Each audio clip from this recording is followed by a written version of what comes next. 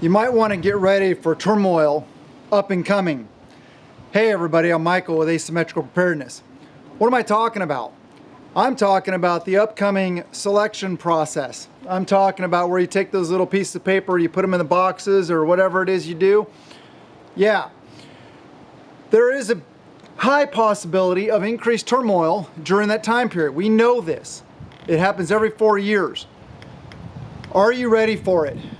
Do you have your kit ready? Do you have your preps ready? Are you ready to bug in? And as an emergency, are you ready to bug out? Do you live urban, suburban, rural? There's different ways to prepare for different scenarios. I live rural, so my scenario is probably quite a bit different than the majority of you. The majority of you probably live suburban or urban. And I like being rural much better. But there are some things that are positive about being more urban. I'm not going to go into those, but what am I talking about? We know rioting, looting, burning, all this stuff like that that happens around this time every 4 years. How can we prepare for that? Well, hopefully you've been preparing a long time. Hopefully you have a group. Hopefully you get out and train with that group.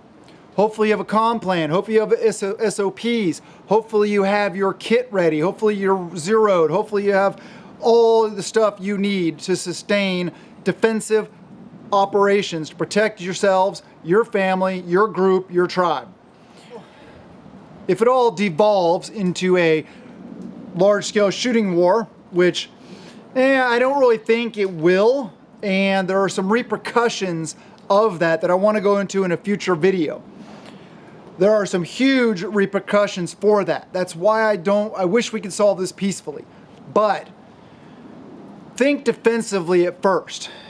I know a lot of people out there, they talk about, oh, let's get our stuff and let's go start this. Okay, well, I don't know about that. I know what is important to me. What is important to you? My family is important to me. The people I care about, my tribe, my team, and their families. So being set up for defensive capabilities is very important, and that's what we should emphasize first. It may devolve into something else where we need other capabilities, but having basic kit, as you see here, this is kind of like this is basically my Minuteman kit. This is just a chest rig, and right now, for video purposes, I don't have anything else on, just the chest rig and the rifle. Now, if I was going to go out and do things out and about, I would have a long-range patrol pack on. I would also have a secondary on. I highly recommend people carry all the time because you never know when things are going to go down. Another thing I highly recommend for self-preservation and the preservation of others is situational awareness. Keeping your head on a swivel, reading body language, being aware of what's around you in case something does go down, and in case maybe you made a poor judgment and you ended up in a bad situation, or a bad situation just erupts around you and you had no idea what was going to happen there, like you're in a store or something like that. The best thing to do is to stay away from trouble. Just stay away from those troubled spots. If you know there's going to be a riot or a mostly peaceful protest downtown, don't go downtown. I'm not one of those people that recommends and or advocates or even likes the idea of going out and looking for trouble. If you know something's out there and trouble's going down, leave them alone. There may come a time where we, or me personally, I feel I need to get involved, but that's not here yet. Best to concentrate on defensive capabilities, situational awareness, not letting yourselves get in this situation, and just taking care of our families. So how do we do that? Well, I've done a lot of videos about home security, property security, self-defense, a lot of stuff like that. And having kit. Kit is good, but skills trump kit every day. Be ready to gather as a group and or at least be able to protect what's yours. Now that's very difficult because say you're a family like typical American family, which we kind of are right now. husband, wife, son, daughter, 2 kids, dog, 2 cats. Put the cats out on patrol. No, seriously. I cannot provide effective, proper security for my property, even with a 16-year-old son that's capable also. Because proper security should be at least minimum 4-point security, and it should have rotating shifts of people. I can't stay awake all the time. Neither can my son. So we're stuck with 1 point.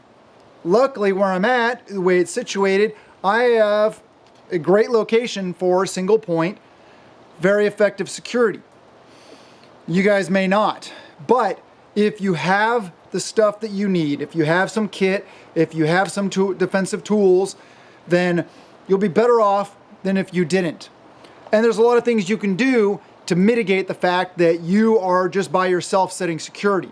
There's tripwires with bells, with little noisemakers, chem lights. There's all different kinds of things that you can set up kind of as a perimeter defense, even inside your home. Say you live in an apartment in a city. You can still set up defenses inside there. You can have tripwires like that just inside your door. You can have your doors barred, windows barred, lots of things you can do.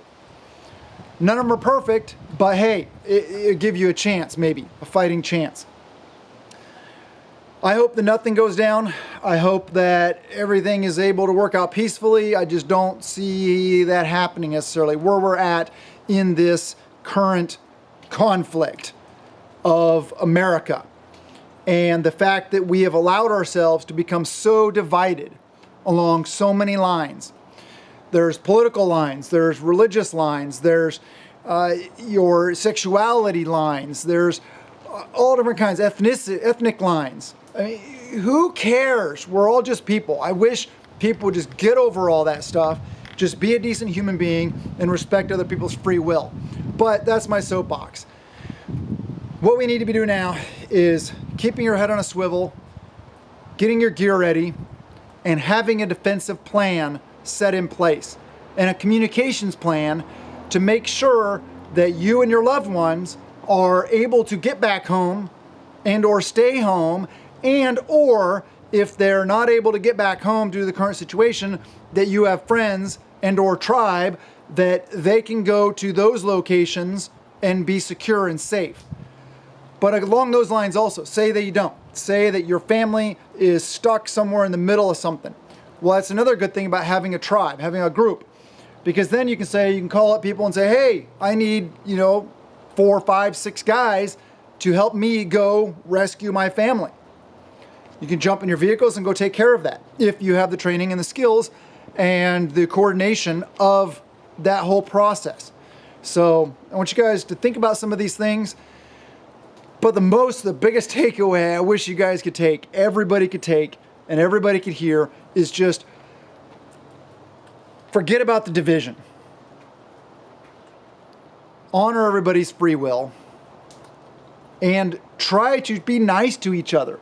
Try to foster love. I mean, I'm serious. I'm not going out here, I'm not hugging trees. I'm not, I'm not like that. But as I get older, I guess I just get more and more frustrated with all the hate that's out there. There's no reason for it. There's just not. I mean, there are so many things, like people argue about the first and the second and all those different amendments and stuff. Well, and they pick and choose which ones they like and which ones they want. And they want freedom of speech for themselves, but not for you. Or, they want the ability to protect their family, but they don't want you to have the ability to protect your family. Seriously, all those rights are for everyone, not just one side or the other. Those are protected rights for all of us. And I don't understand why people don't respect that and why they don't want people to have rights. The people that are diametrically opposed to me in thoughts and everything, I respect their rights and their freedoms. They should have them. We're Americans. This is the United States of America. We should be free. That's another tangent I can get on about how big government's gotten and how they're overreach and all stuff like that, but that's, a video for a different day. We have to stay strong and deal with every situation or whatever may happen within the best of our ability. So stay strong, keep your powder dry, keep your head on a swivel. I love you guys. Have a wonderful day, and blessings to you and yours.